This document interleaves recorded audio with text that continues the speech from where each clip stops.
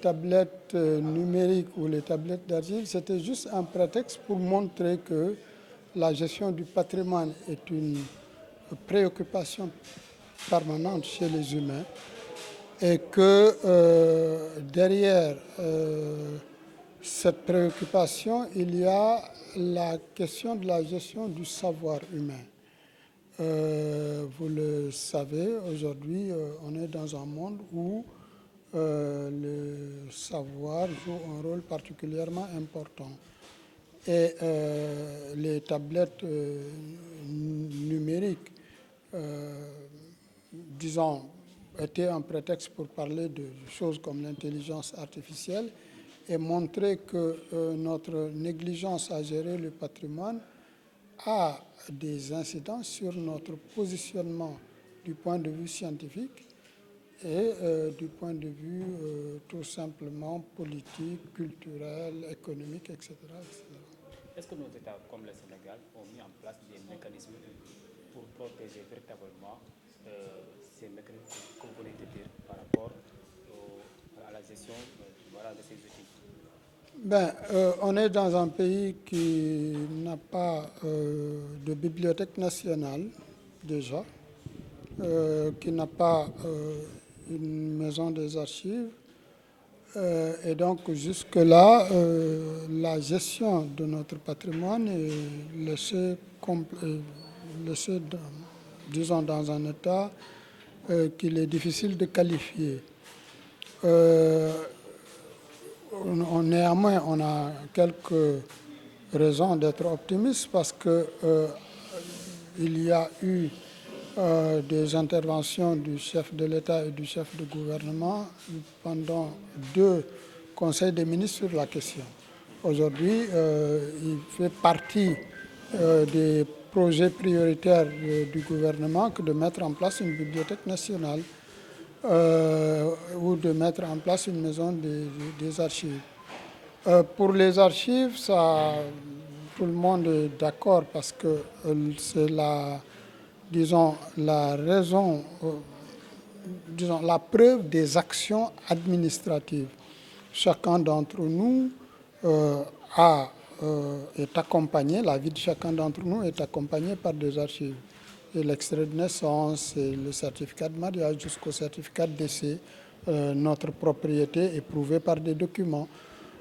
Quelquefois, si vous n'avez pas de documents, vous n'existez pas. Si vous n'avez pas de pièce d'identité, quelque chose qui atteste que vous êtes sénégalais, vous n'êtes pas sénégalais, vous ne pouvez pas le prouver. Pour les archives, ça semble évident. Certains aujourd'hui vont vous dire une bibliothèque nationale, on n'en a pas besoin. Ce n'est pas exact. Je dis souvent, j'insiste toujours sur le fait que les Google qui nous servent de prétexte et sur la Silicon Valley et les Américains qui ont un sens plus aigu de l'économie que nous ont 5 bibliothèques nationales. Ils ont une bibliothèque, la bibliothèque du Congrès, ils ont la bibliothèque nationale de médecine, la bibliothèque nationale d'agriculture, etc., etc. Ils en ont 5.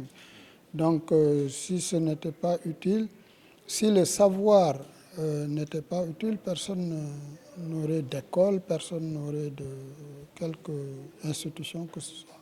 Et comment ces outils peuvent contribuer à lutter contre certaines maladies comme le paludisme?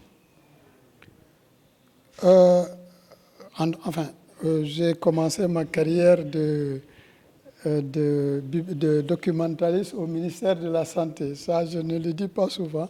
Mais mon premier poste, c'était documentaliste au ministère de la Santé, quand Marissa Mbodj était ministre. Et c'est le professeur, comment il s'appelle, j'oublie. Non, celui qui était à la DRPF. Il était secrétaire perpétuel à l'Académie. J'ai eu un blanc subitement. Et donc, j'ai commencé comme documentaliste au ministère de la Santé. Ce que je comprends de mon métier, c'est que pour que les gens puissent travailler, il leur faut de l'information.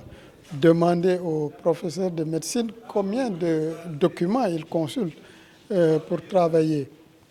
Donc, l'information est une matière première stratégique pour le médecin. Elle est également une matière première stratégique pour le décideur. Pour prendre des décisions, ce n'est pas j'ai le pouvoir, je dis ce qu'il faut faire. C'est j'ai suffisamment de données sur un problème et je pense que la meilleure solution, c'est celle-là. Oui, tout à fait. C'est une doléance qui date, puisque la recherche, pour remonter un peu plus haut, accompagne la politique, quelle qu'elle soit, la politique publique, puisque une bonne politique est adossée sur des preuves, et ces preuves sont apportées par la recherche. Une bonne politique est évaluée aussi par la recherche. Une bonne politique, n'est-ce pas, est adossée par les résultats de la recherche en fin, n'est-ce pas, d'exercice sur une période donnée. Donc, ce qui manque, et on l'a toujours dit, c'est premièrement, il faut augmenter le budget de la recherche, puisque la recherche est insuffisamment financée ici au Sénégal. Deuxièmement, il y a beaucoup de résultats qui dorment dans les tiroirs, que ce soit à l'université et dans les autres institutions académiques, faute de pouvoir établir ce dialogue, ce pont entre les chercheurs et les autorités, n'est-ce pas, quelles qu'elles soient, qui doivent se servir de ces résultats-là pour en faire, n'est-ce pas, des policy briefs, pour s'en servir afin de prendre des décisions éclairées. Alors, toujours dans le cadre de la valorisation, il y a la dissémination donc, de ces résultats, qui peut se faire par plusieurs canaux. Donc, depuis le simple article qu'on peut écrire, il y a les journaux, mais aussi il y a l'Internet, comme il a dit, il y a les conférences, n'est-ce pas, durant lesquelles on peut communiquer sur les résultats de la recherche.